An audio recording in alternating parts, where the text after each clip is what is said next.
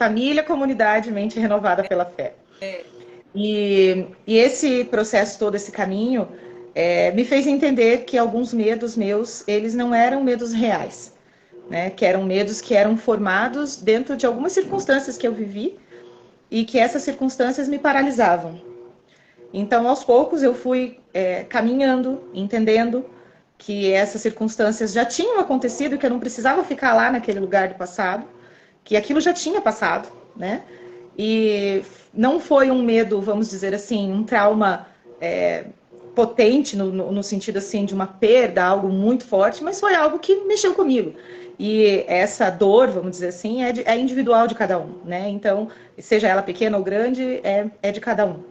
E essa dor me fez, então, parar de dirigir. Eu tirei a minha carteira de habilitação quando eu tinha 19 anos de idade e dirigi por aproximadamente 2 anos e meio. E aí eu tive caí num barranco, num buraco com o carro do meu pai. E naquele momento eu fiquei muito nervosa e meu pai ficou também muito nervoso. E aí, né, naquela circunstância, eu proclamei uma palavra. A partir de hoje, eu só vou dirigir quando eu tiver o meu carro. E essa palavra foi a palavra que me paralisou. Porque eu proclamei para mim mesma que eu só ia dirigir quando eu tivesse o meu carro.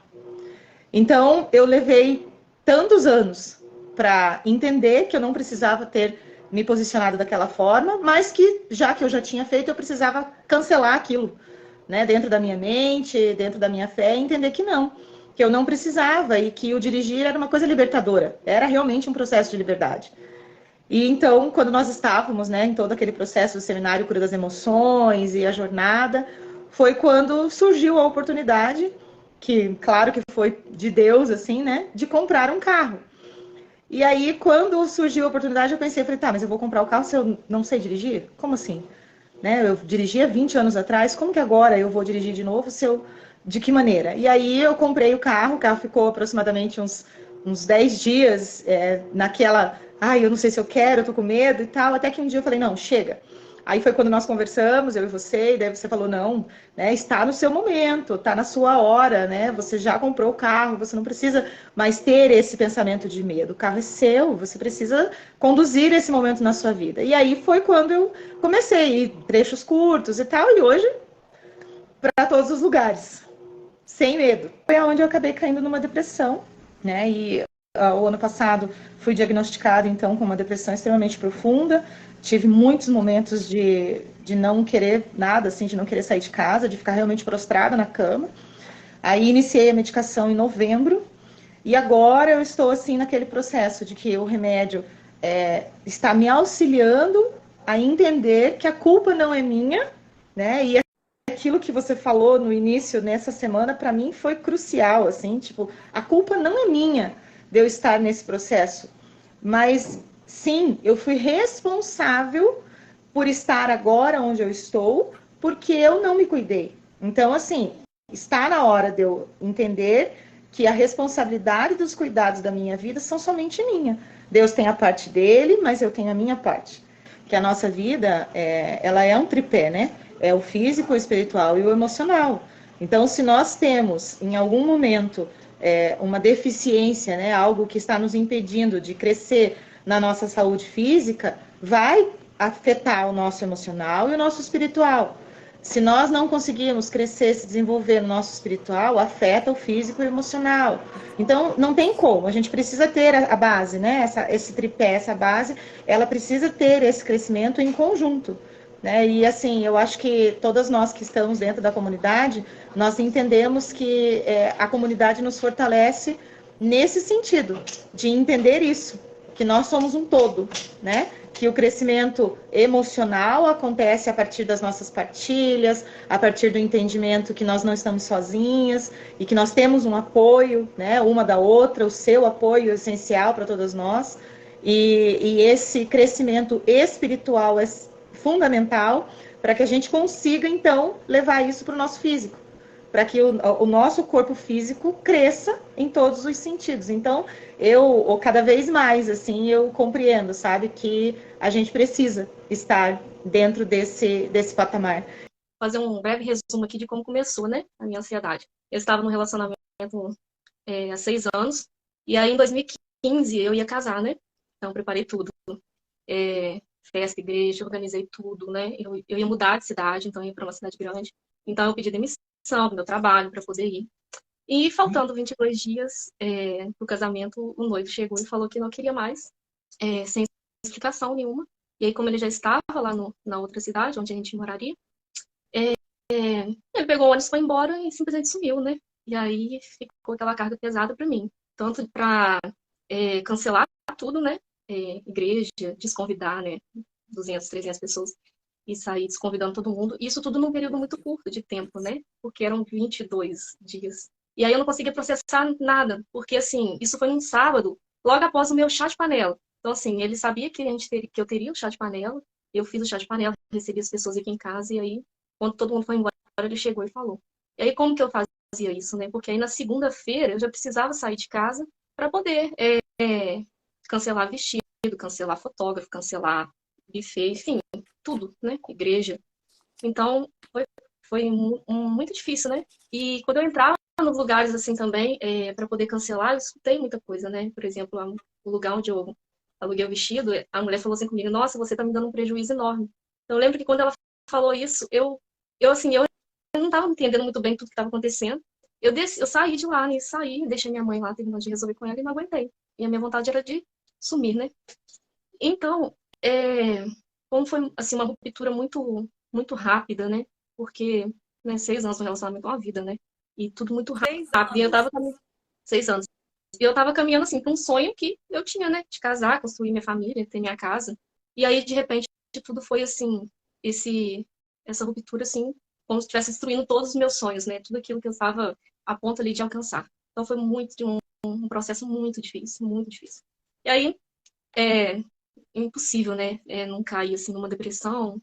Então, eu logo comecei com tratamento com psicólogo, um mês depois do acontecido. E só que aí veio, né? Assim, eu fiquei segurando muito pra mim porque eu não queria que os meus pais sofressem, que o meu irmão sofresse, né? Porque eles estavam sofrendo de me ver naquela situação. Então, o que que eu fiz? Eu fui segurando pra mim toda aquela situação e para poder poupá-los, assim, poupar os amigos, né? Todo mundo achava que eu estava bem.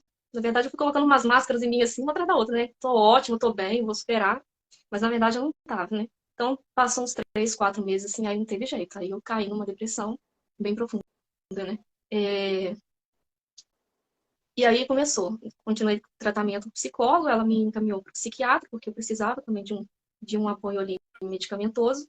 E, e, e aí, depois de um tempo, bastante meses, assim, às vezes eu não queria nem sair de casa, eu estava desempregada, né? Eu tinha pedido demissão de uma empresa que eu já estava há anos. Então, eu também não tinha força para procurar o trabalho, porque eu não queria ter contato, né? Uma cidade pequena, então você pensa, né? Todo mundo está comentando sobre isso, porque parecia história de filme, né? Que a gente já viu muito aí, noivo abandonado, altar. Foi praticamente isso. Então, foi muito difícil de me reerguer. Às vezes você tá bem, de repente, qualquer lugar que você estiver. E aí eu já fui parar várias vezes no hospital, porque eu achava que eu estava infartando, né? Porque o coração estava aqui na garganta e a sensação de morte, uma morte iminente, vou morrer, tô perdendo controle. A gente perde controle de tudo, né? Como se a gente não estivesse aqui, assim, no mundo, assim, fica totalmente desconectado. Então eu já corri para o hospital várias vezes para emergência, chegava lá achando, não, tô morrendo. E aí havia tá tudo normal, a pressão tá boa, tá tudo bem. E aí eles entendiam, né? Não, você tá tendo um ataque de pânico. Mas isso era várias vezes. Às vezes, já teve uma vez que eu tive 12 crises, assim, num dia. E depois de um tempo, te acompanhando e conversando com vocês sobre algumas coisas que aconteciam. E eu não conseguia sair daquilo. Por quê? Porque na minha mente parecia, assim, que era suficiente para mim. Era aquilo que eu merecia, sabe? Porque se eu fui... Aí eu comecei a pensar que eu fui deixada, mas é porque eu que não mereço, ou é porque eu sou feia, ou é porque eu sou uma pessoa difícil de lidar, então tem que ficar com aquele que aceitou ficar comigo. É Entendeu? mentalidade de escassez e baixo merecimento. A palavra final da minha vida, né? Eu vou viver até morrer tomando medicamento e morrer. Pode ser que sim, mas pode ser que não. Eu preciso lutar. Então, eu preciso buscar outros meios, né? Então, entrei na comunidade e logo depois, logo assim, de cara, eu já tive a graça da intermediária de aparecer uma profissional que olha o ser humano realmente como um todo. A primeira consulta, foi 1 hora de consulta, eu contei toda a minha vida para ela, desde o início, como tudo começou. E ali de cara ela já tirou 3 medicamentos. E ela deixou só um, eu tomava 4 por dia, ela deixou só um. E assim, muito. É, um medicamento assim mais tranquilo, né? Não era um medicamento forte que me derrubava e que me deixava dependente. Assim. E foi Deus que nos deu, né? Deus que nos deu essa vida. Então, a gente precisa valorizar aquilo que Deus nos deu e, e sofrer com sentido. Assim, e é interessante porque muitas pessoas que convivem comigo, elas falam, nossa, mas você parece que tem uma força, e eu gosto de conversar com você, porque assim, o nosso sofrimento, ele se torna um material, assim, para poder ajudar outras pessoas. Então eu começo a entender assim, né, eu tô sofrendo, mas tá bom, posso ajudar alguém que seja passado por isso. E a gente começa a olhar também com mais misericórdia para as dores do outro, né? Eu escrevi lá um comentário que é muito verdadeiro, né? Que eu tenho como eu dividir minha vida antes e depois de te conhecer. Porque, é sério, porque assim, eu acredito muito, né, nos propósitos de Deus. E eu realmente não sei onde estaria hoje se não fosse você. Porque, por mais que eu tenha profissionais comigo, foi você que me olhou primeiro ali, entendeu? Então, quando eu comecei a me perceber e ter mais atenção a tudo que eu estava vivendo, logo lá, tem uns anos já, que eu contei para você, assim, sobre a minha história, e você me acolheu e me deu as primeiras palavras ali que para mim já foi um impulso, né? E é por isso que eu tô aqui até hoje, né, caminhando com você, porque realmente eu confio de olhos fechados, porque eu vejo que você tem muita responsabilidade, carinho e zelo por cada alma que Deus te confia. Então, não, isso é graça, tá? Porque eu vejo assim que você é e você é uma pessoa assim que ajuda a desatar os nós da nossa vida, porque às vezes tá tudo embolado aí vem a Aline com uma live que me levanta. Eu que agradeço. Deixa eu falar.